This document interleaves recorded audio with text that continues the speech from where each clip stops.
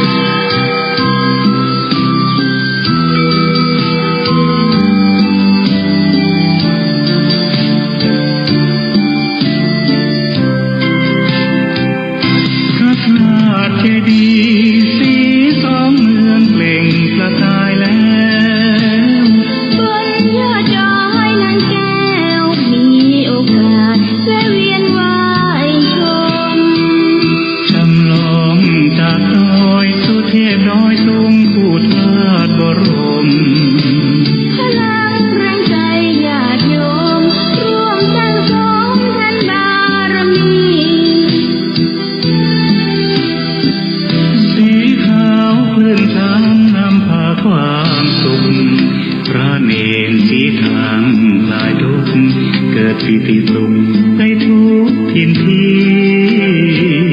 เปิดฟังธรรมะพระจัดรายการหลายคลื่นบางร่วมสร้างมหาทานบารมีพระธาตุเจดีย์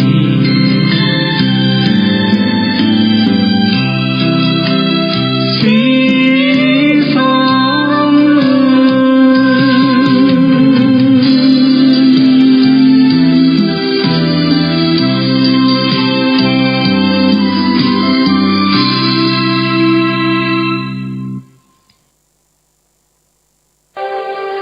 นมัสการเจ้าค่ะวิกฤตโควิด -19 จะมีหลักธรรมใดช่วยได้บ้างไหมเจ้าคะเจริญพรสมัยพุทธกาลเกิดเหตุโรคระบาดในเมืองไวสาลีพระพุทธเจ้าให้คณะสงฆ์สวดพระพุทธมนต์เพื่อความเป็นสิริมงคลของบ้านเมืองและให้ประชาชนมีสติเกิดปัญญารอดพ้นจากภัยพิบัติได้สถานการณ์นี้ทุกคนตระหนักแต่อย่าตื่นตระหนกคนไทยต้องมีสติเพื่อฝ่าวิกฤตโควิด -19 ไปด้วยกัน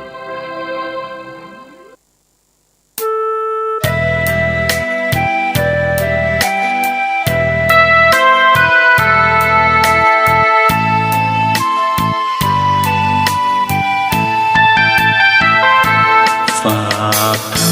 ำยามดึกกับสายลมเพื่อความสุขสมทวนทั่วทุกหัวใจถึงคนทั้งโลกซึ่งอยู่แดนไกลจากคณะสงฆ์เชียงใหม่ที่ได้ตั้งใจเทศกลอนป่านนี้ศรัทธาลับหรือยังหรือกำลังฟังคลื่นนี้กันอยู่หนอขอจงตั้งใจฟังให้เพียงพอฟังด้วยหัวใจจดจ่ออย่าท้อและถอยเลยคืนไหนถ้ามีเวลาว่างจดหมายมาบ้างอย่าทำเงียบเฉยหรือโทรศัพท์เข้ามาติชมเชยถามปัญหาเถิดเอ่ยจะเฉลยให้สุนทรฝากทำนี้มาช่วยย้ำเตือนอย่าลืมอย่าเลือนน้ำคำที่พร่ำสอนสังคมวุ่นวายสุดแสนอาวรณ์วันกลัวโลกจะรุ่มร้อนวันธรรมจะลับลอย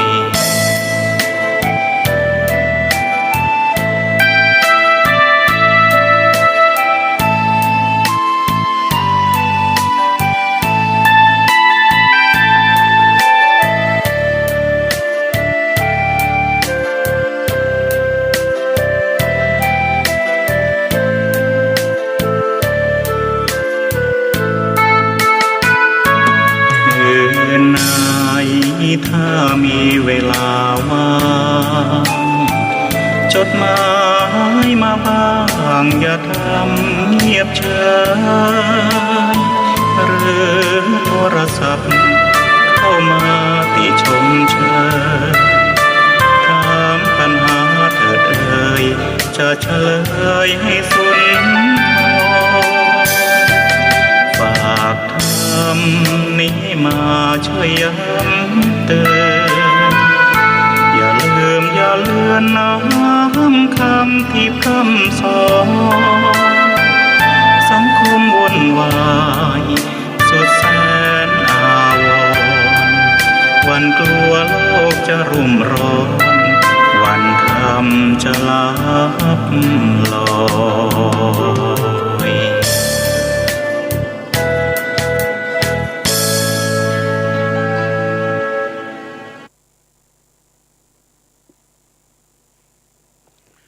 ขอเจริญสุขญาติโยมท่านผู้ฟังทั้งหลายทุกท่านทุกคนวันนี้มาอีกแล้วตัวเจ้าวัดหนองตองหางดงจังหวัดเชียงใหม่มาพบกับญาติกับโยมเป็นประจำทุกวันอังคารตั้งแต่เวลาเดี๋ยวนี้เป็นต้นไปในรายการธรรมะชื่อว่าธรรมะก่อนนอน ก็มันดึกแล้วนะโยมนะบางท่านบางคนก็อาจจะหลับนอนก่อนแล้วบางท่านบางคนก็ยังไม่ได้หลับไปในนอนไอ้ตอนนี้แหละสำคัญญาติโยมจะฟังหรือเปล่าก็ไม่รู้หรือจะฟังหรือไม่ฟังอาตมาภาพก็ต้องขอขอบใจต่อญาติต่อโยมเป็นอย่างมากถ้าฟังก็ขอขอบใจไม่ได้ฟังก็ขอขอบใจเพราะเหตุไรญาติโยมเพราะโยมก็รู้แล้วว่าเวลานี้เป็นรายการธรรมะก่อนนอนจากตู้เจ้าวัดหนองตองโยมก็อาจจะเหน็ดเหนื่อยไม่ล้าไม่ได้พักไม่ได้ผ่อนวันนี้ขออนุญาตนะท่านวัดหนองตองผมจะนอนหลับก็เจ้าจะนอนหลับ หลับให้ฝันดีนะโยมนะตื่นมาก็ให้สดชื่นก็แล้วกันธรรมะนั่นเราฟังเมื่อไรก็ได้ฟังเมื่อไรก็ได้เพราะธรรมะคือสภาพที่ทรงไว้เป็นมาอย่างไรก็เป็นไปอย่างนั้นไม่มีการเปลี่ยนแปลงใดๆทั้งสิ้นอย่างไรก็ต้องขอขอบใจต่อญาติต่อโยมที่ฟังรายการนี้เป็นจำนวนมากไม่ว่าในและต่างประเทศนะขอขอบใจนี่ถ้าญาติโยมจะติดต่อคุยกับอาตมาภาพก็ได้นะข้ามน้ำข้ามทะเลข้ามภูเขาโทรข้ามมาก็ได้หรือในประเทศไทยส่วนไหนก็ได้หมายเลขโทรศัพท์ของตุเจ้าวัดหนองตอง081-950-3471ไม่ใช่เลขเด็ดนะนี่เบอร์โทรนะโยมนะ081-950-3471ข้องใจอันไหนอันใดมีอะไรจะช่วยตุเจ้าก็บอกมาคือเวลาขณะนี้ตุเจ้ากำลังสร้างสถานที่ศึกษาธรรมปฏิบัติธรรมสร้างวิหารเล็กๆกว้าง8 เมตรยาว15 เมตรก็มีคุณโยมหลายท่านหลายคนไปช่วยอาตมาภาพด้วยแรงบุญแรงศรัทธาของญาติโยมวิหารนั้นเกือบที่จะเสร็จ วันนั้นยมแม่ตรีสุคน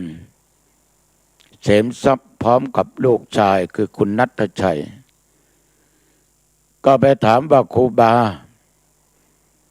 วิหารน่ะมันโล่งอย่างนี้ครูบาไม่ปิดหรือ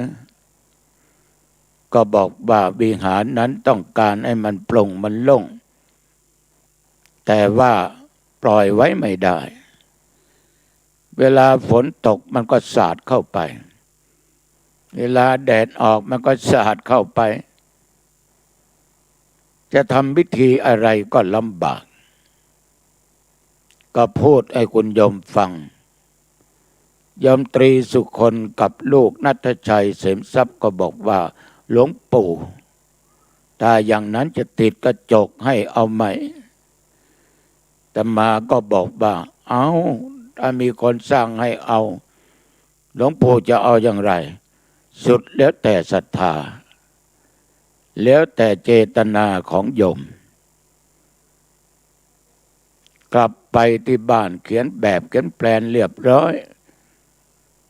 แล้วถ่ายมาให้ดูว่าจะทำอย่างนี้ตัวเจ้าก็ว่าดี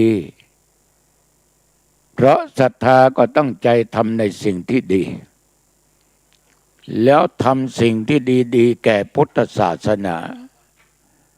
แต่มาก็ขอดีอกดีใจ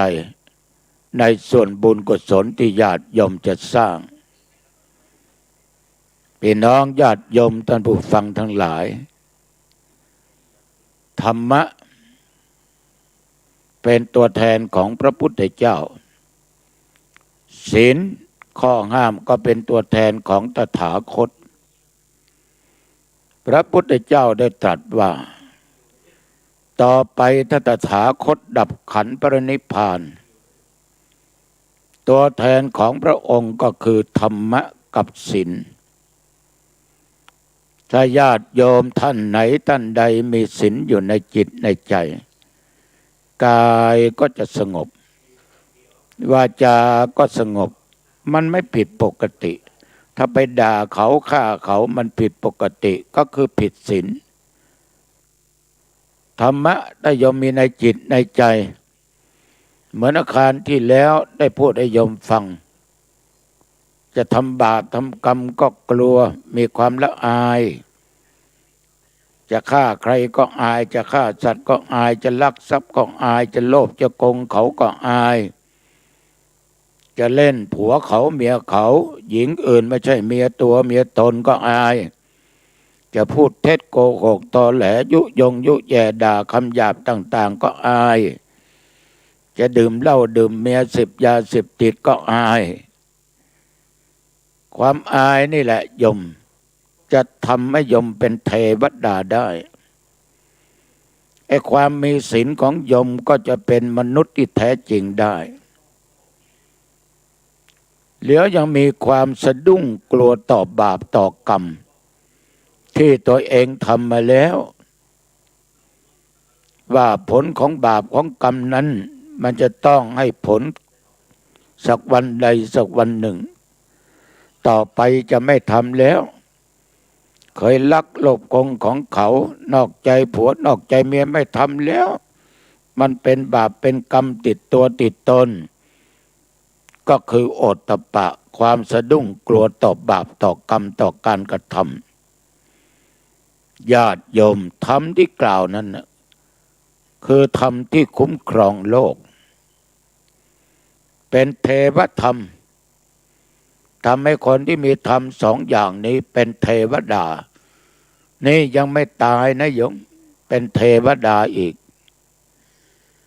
ถ้าญาติโยมอยากจะเป็นเทวบุตรเทวดาเป็นมนุษย์เต็มร้อยก็ให้มีทั้งศีลมีทั้งธรรมะโยมได้เป็นมนุษย์เป็นคนเป็นเทวดาถูกต้องเพราะเรามีศีลมีธรรมนั่งอยู่ในจิตในใจเหมือนเราจะไปที่ไหนอยู่ที่ไหนจะนั่งจะนอนจะยืนจะเดินจะทำการทำงานอยู่ในประเทศต่างประเทศโยมไปทิศไหนทิศใดใต้เหนือตกออกที่ใกล้ที่ไกลทุก ทางแสดงว่าโยมมีพระพุทธเจ้าติดตามโยมไปด้วยเพราะใดตุเจ้าจึงว่าอย่างนี้เพราะว่าโยมมีทั้งศีลคือข้อห้ามมีทั้งธรรมะอันเป็นตัวแทนของตถาคตวันนี้ตุเจ้าต้องขออนุโมทนาขอบใจต่อท่านเจ้าหน้าที่นะขอบใจมากๆนะที่มีจิตเป็นบุญเป็นกุศลเปิดเทปเสียงธรรมะให้ญาติไอ้โยมได้ฟังกันทั่วทุกสารทิศนำถ่ายทอดไปที่โน่นที่นี่ทั้งในประเทศต่างประเทศลงYouTubeกันนะต้องขอบใจคนเราเกิดมาในโลกนี่โยมคำที่เราได้ยินกันพูดกันบ่อยๆผู้หญิงไปเจอผู้ชายก็บอกว่าโอ้โหอ้ายคนนี้รูปหล่อมากเท่มากท่าทางดีมากผิวดีจริงๆขนาดเสียงก็ยังบอกว่าเสียงหล่อ ผู้ชายเจอผู้หญิงใบหน้าดีๆผิวพรรณวรรณะดีสูงโปร่งสรีระร่างกายรุนร่างดีโอ้หญิงคนนี้สวยจริงๆจมูกก็สวยตาก็สวยปากก็สวยใบหน้าก็สวยผิวพรรณวรรณะก็สวยสรุปแล้วเราทุกคนต้องการของที่สวยงามแม้แต่วัตถุสิ่งของผ้าที่ใช้นุ่งห่มก็ดีของที่ใช้ก็ดีดอกไม้ก็ดีอะไรก็ตามปลูกบ้านสร้างบ้านต้องการบ้านที่ถูกใจที่มันสวยงามดีมั่นคงดีดอกไม้สีสวยมีกลิ่นหอมเครื่องใช้ต่างๆสะสวยงดงามดีอดทนดีที่ทำเลสวยดีค้าขายดีโอ้ต้องการความสวยความงามเหมือนกันหมดฉะนั้นญาติโยมจึงมีบริษัทผลิตภัณฑ์ยาต่างๆบำรุงร่างกายบำรุงผิวพรรณบำรุงเส้นขนเส้นผมมียาหลายชนิดสามารถทำให้คนเรานั้นมีผิวพรรณเกลี้ยงอ่อนละมุนละไมคนเรานี่เก่งนะจะผ่าตัดตรงไหนก็ได้จะเอารูปใบหน้าเหมือนใครก็ได้อย่างที่เขาบอกอยากงามหน้างามตาต้องไปเกาหลี ต้องไปว่าจ้างเขาทำตาสองชั้นบ้างทำปากบ้างจมูกโด่งบ้างทำคิ้วบ้างทำโง่เฮงให้มันดีบ้างญาติโยมมีช่างผู้ตัดผมคนหนึ่งเขาจะตัดผมนี่เขาเรียนมาจากเมืองจีนจะมองดูถึงโง่เฮงคนที่มาตัดผมราคาสูงสุดนั่น30,000 บาทต่ำสุด1,000 บาทถ้าใครจะไปตัดผมนี่ต้องสั่งจองช่างที่ตัดผมจะทำการตัดผมได้วันละไม่เกิน5 คนโอ้โหถ้าได้5 คนเนี่ย15,500,000ถ้าหัวละ1,000ก็5,000 บาทอย่างต่ำเราทุกคนต้องการความสวยงามทั้งนั้นแม้แต่ตุเจ้าอย่างอาตมาภาพถ้ายอมถามว่าหลวงพ่อต้องการความสวยงามไหมต้องการถ้าไม่ต้องการไม่อาบน้ำสงน้ำไม่แปรงฟันไม่ถูสบู่หรอกไม่ทมผ้าครองผ้าหรอกผ้าใส่ก็ต้องการเนื้อดีๆแน่นๆนุ่งดูแล้วมันสะอาดตางามตางามใจ ญาติโยมก็เช่นเดียวกันคนเราทุกคนก็ชอบความสวยงามหมดอย่าปฏิเสธนะอาตมายังรับสารภาพไปแล้ว ญาติโยมแต่ความสวยงามเหล่านี้ไม่ว่าสรีระร่างกายของมนุษย์หญิงก็ตามชายก็ตามมีเงินมีทองมีข้าวมีของมีสมบัติมากมายก่ายกองมียศถาบรรดาศักดิ์มีตำแหน่งหน้าที่ตำแหน่งหน้าที่ดีมากสูงมากจะเป็นพระเป็นกระหัสชาวบ้านก็ตามผิวพรรณวรรณะจะแก้ไขจะลูบไล้ด้วยของหอมด้วยครีมอะไรก็ตามโดยอาหารเสริมก็ตามแต่ว่าญาติโยมมันก็ฝืนได้ชั่วขณะมันจะฝืนไปตลอดนั้นไม่ได้มันจะต้องเปลี่ยนแปลง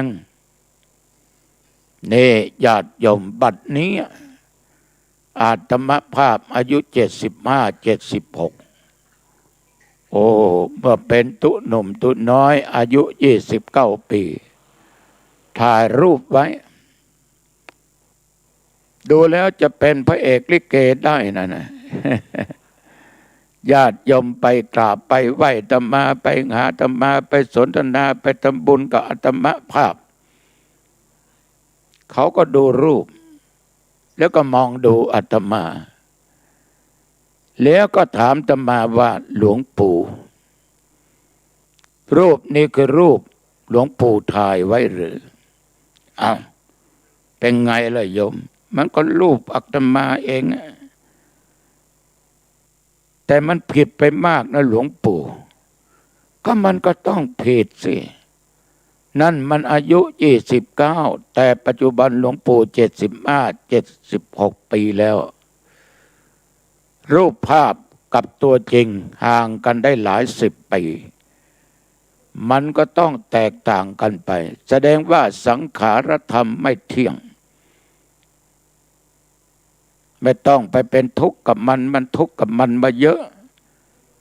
แล้วมันไม่ใช่อัตตาไม่ใช่ตัวตนมันเป็นอนัตตาญาติโยมท่านผู้ฟังทั้งหลายหลับตานึกสิตั้งแต่เราเกิดมาจนถึงปัจจุบันเนี่ยมันคงที่ไหม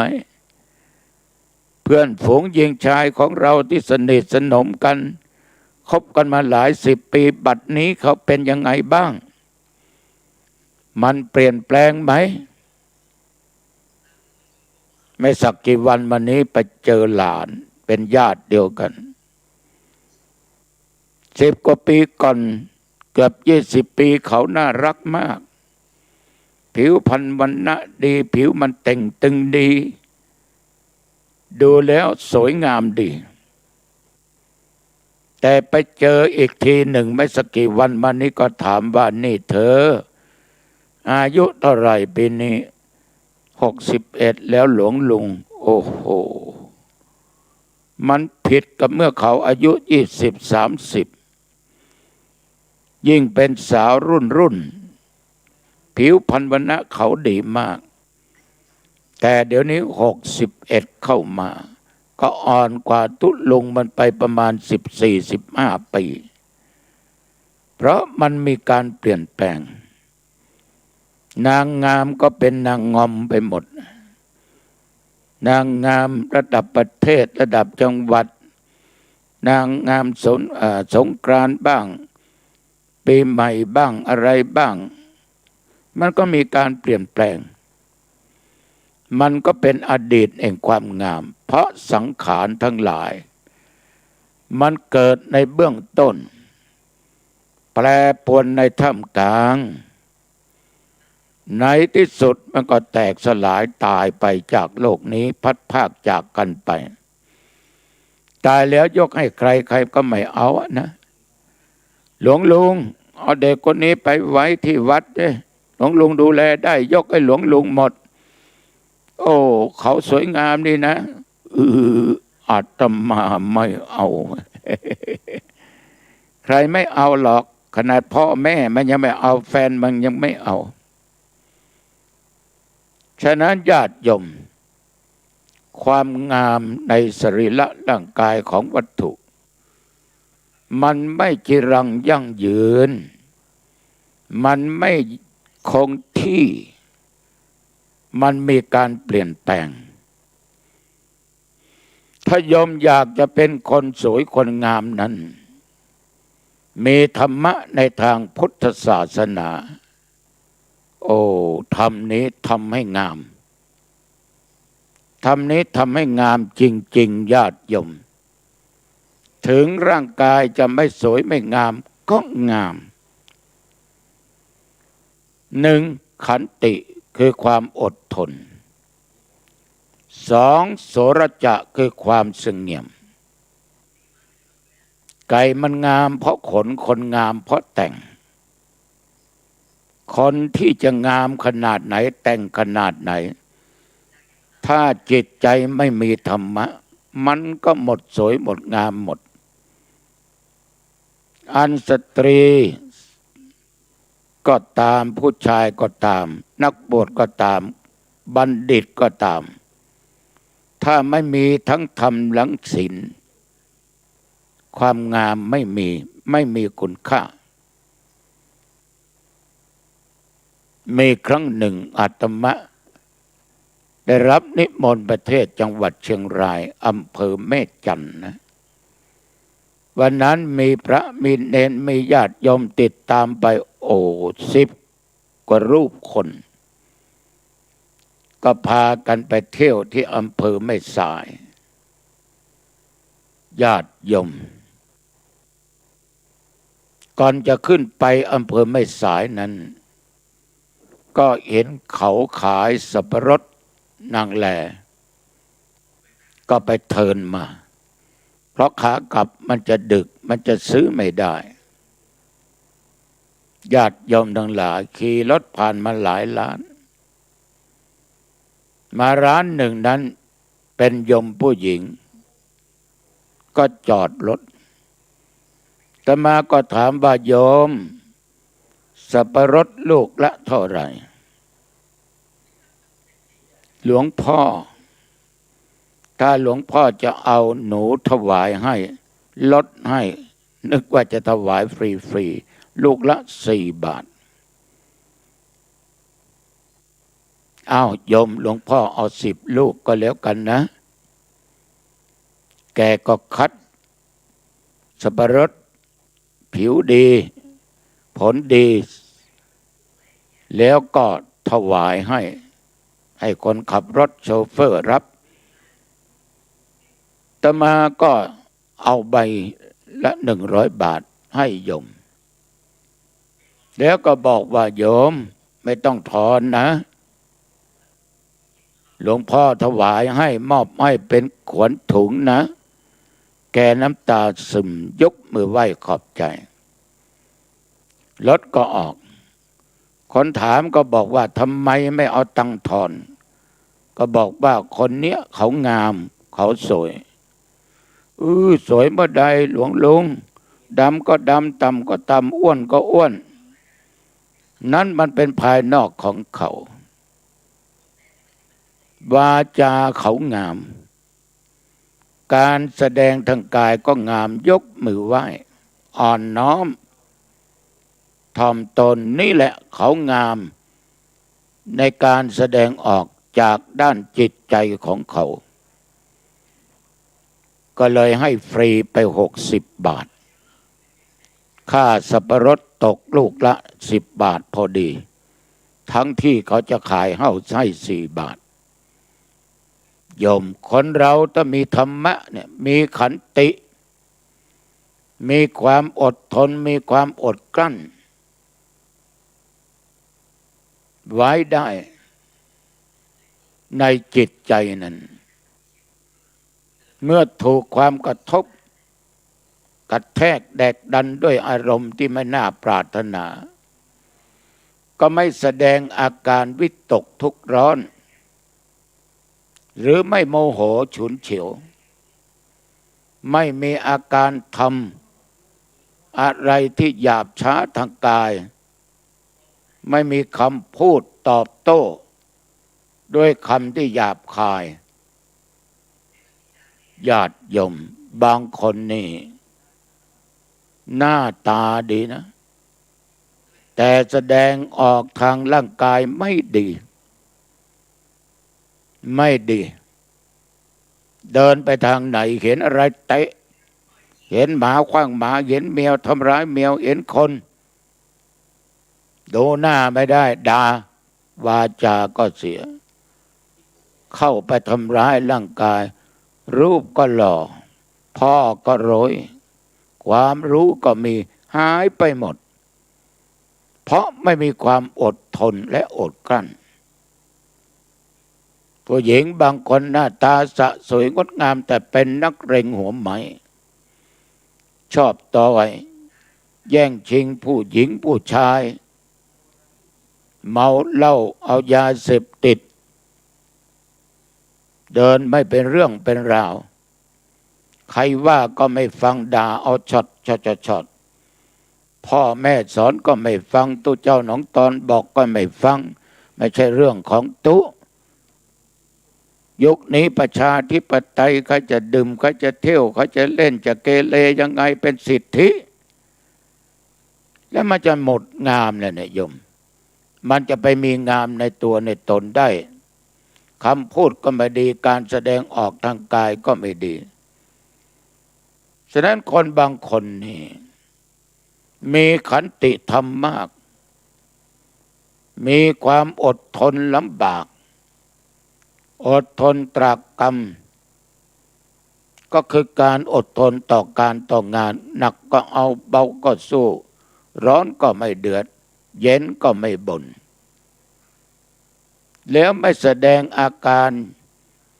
ท้อแท้สิ้นหวัง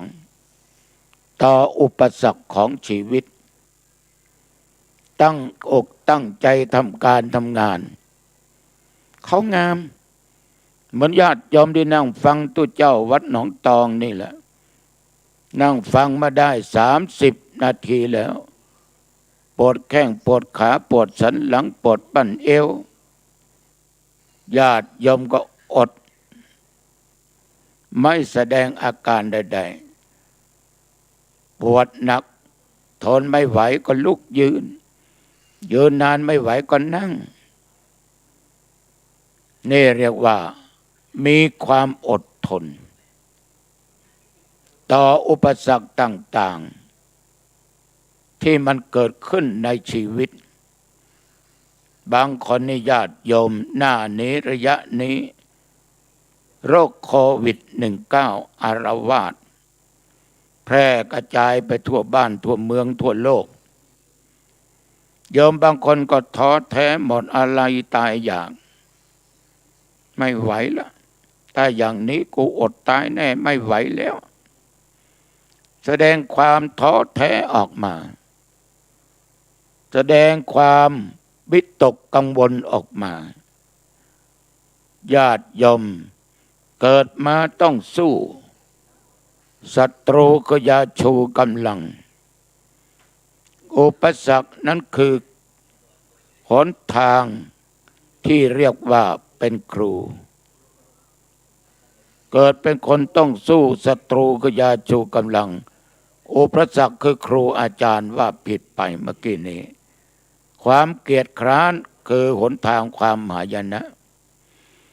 เกียจคร้านในญาติโยมจะลุกก็เกียจคร้านจะนอนก็เกียจคร้านจะนั่งก็เกียจคร้านจะยืนจะเดินไปไหนก็เกียจคร้านจะห่มผ้าก็เกียจคร้านจะเข้าห้องน้ำก็เกียจคร้านโอ้โหมันเกินไปแหละโยม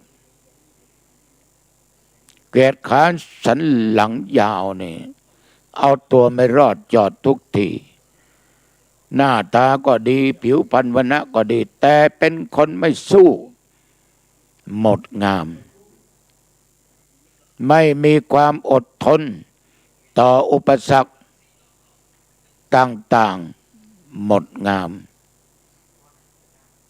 โยมบางคนนั้นไม่มีความอดทนต่อทุกขเวทนาแสดงอาการต่างๆทุร รนทุรายจนเกิดความเจ็บป่วยหรือเมื่อเจ็บป่วยก็แสดงอาการครวญครางลำพึงลำพังคร่ำครวญอยู่ตลอดเวลาญาติโยมอย่าอ่อนแอต้องเข้มแข็งอย่าได้แสดงอาการทุรนทุรายเกินไปกว่าเหตุจนทำให้คนอื่นนั้นเรียกว่าไม่อยากจะอยู่ใกล้เพราะเรานั้นแสดงอาการทุรนทุรายจนคนอื่นเบื่อหน่ายฉะนั้นญาติโยมสาธุชนท่านผู้ฟังทั้งหลายทุกขเวทนาเนี่ยมันเกิดขึ้นกับคนทุกคนกับสัตว์ทุกชนิดปวดน่นเจ็บนี่อย่างตัวเจ้าวัดหนองตองนั่งบรรยายธรรมะอัดเทปเสียงธรรมะนี่ธรรมาปวดหัวเข่าปวดแข้งปวดขาปวดเอวนะเพราะเวลาที่นั่งนี้เป็นกลางวันประมาณเกือบจะ11 นาฬิกาตอนเช้าอากาศก็ร้อนเข้ามาเราก็ต้องอดทนบางคนไม่อดทนต่อทุกขเวทนาที่เกิดขึ้นโยมนอกจากอดทนอย่างนั้นต้องอดทนต่อความเจ็บใจใครจะว่าใครจะด่าใครจะทำอะไรก็ตามไม่แสดงอาการโกรธไม่แสดงอาการไม่พอใจเมื่อคนอื่นนั้นทำหรือพูดกระทบกระแทกแดกดันเราต้องอดทนญาติโยมต่อสิ่งเหล่านี้ใครจะด่าว่าเราเป็นคนโง่ยิ้มใครจะด่าเราเป็นสัตว์เป็นหมาเป็นหมูเป็นวอกเป็นลิงยิ้มใครจะว่าเช่นไรเราก็ยิ้มไม่โต้ไม่ตอบเดี๋ยวมันเมื่อยปากมันก็หยุดไปเองเลยญาติโยมมันเมื่อยปากมันก็หยุดไปเองปล่อยมันเราไม่เอาเราไม่สนใจมันด่าเราเป็นคนโง่อ้าวใครมันโง่กว่ากันวะมันด่าเราไอ้หมูไอ้หมาเราก็เอามือคำที่ข้างหลังกูไม่มีหางกูไม่ใช่หมาด่าเราเป็นอีวอกอีข้างเป็นลิงมือคำดูกูไม่มีหางกูไม่ใช่วอกนี่วะเราไม่รับรู้มันก็เป็นหมาเองเป็นวอกเองโง่เองคนโง่ตัวนั้นที่จะด่าคนอื่นญาติโยมฉะนั้นโยมอย่าด่าตอบหมดสวยหมดงามหมดนะโยมผู้หญิงยิ่งร้ายอย่าเป็นตัวเจ้าอย่าแต่ด่าญาติโยมนี่หมดเลยอดเลยไม่ได้ฉันข้าวแล้วไม่มีใครมาทำบุญให้แล้วลองดูฉะนั้นต้องอดทนอีกประการหนึ่งต้องอดทนต่อกิเลส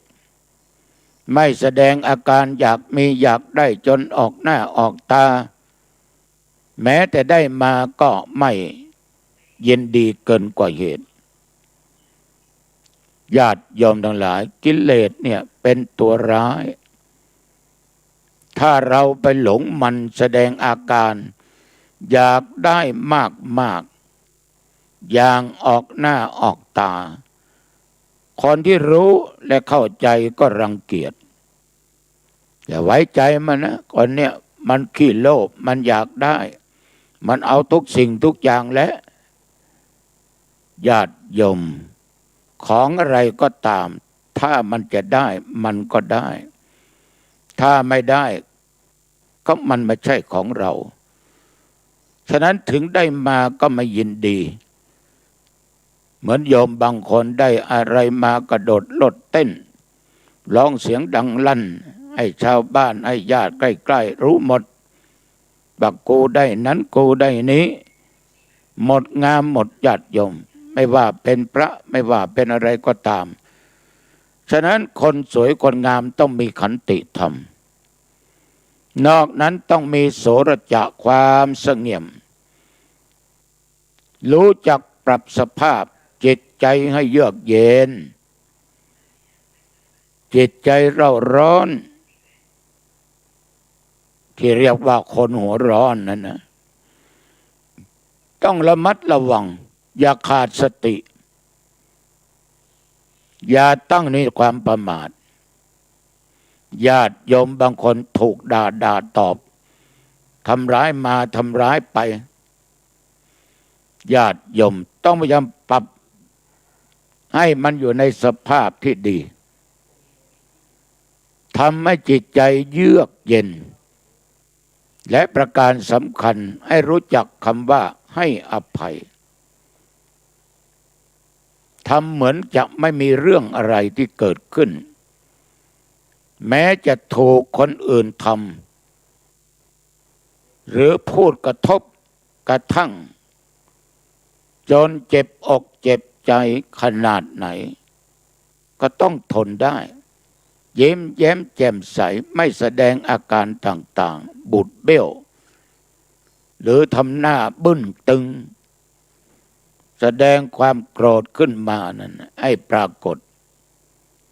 หมดสวยหมดงามหมดต้องทำจิตต้องทำใบหน้าให้เสมือนมันมีอะไรเกิดขึ้นโสรจะเนญาติโยมความสงบเนี่ยมีหน้าที่ข่มใจให้สงบนิ่งรถมันจะชนรถจะลงข้างทางก็ต้องแตะเบรกค่อยๆแตะมันนะแตะทีเดียวแรงกระทันหันพลิกคว่ำได้ฉะนั้นมนุษย์ก็เช่นเดียวกันอย่าได้แสดงอาการผิดปกติออกมาภายนอกขันติความอดทนโสรจะความเสงี่ยมต้องมีทำสองข้อนี้ญาติโยมเรียกว่าโสภณธรรมแปลว่าธรรมอันทำให้งามเป็นเครื่องประดับกายจำพวกเพชรนินจินดาเป็นเครื่องส่งเสริมความงามภายนอกแต่ขันติและโสรจะเป็นเครื่องประดับภายในจิตใจทำให้เป็นคนมีสง่าราศีน่ายกย่องน่านับถืออันนี้ตัวเจ้าก็ขอฝากไว้กับญาติกับโยมนะฟังแล้วลองนำไปคิดดูนะอยากงามต้องมีธรรมะขันติโสรจะต้องมีในจิตในใจนะโยมนะอ้าวอาตมาจะบอกเบอร์โทรให้ไม่ได้บอกใบ้อะไรนะ081-950-3471ข้องใจอันไหนอันใดไม่ชอบใจหรือถูกใจก็โทรไปตามเบอร์นี้081-950-3471อายุวันโนสุขขังพลังขอพรเหล่านี้จงบังเกิดมีแก่ญาติแก่โยมทุกสารทิศอันเป็นมิตรในทางธรรมเกิดมีแก่ท่านทุกคนอายุวันโนสุขขังพลังอีกครั้งพบกัน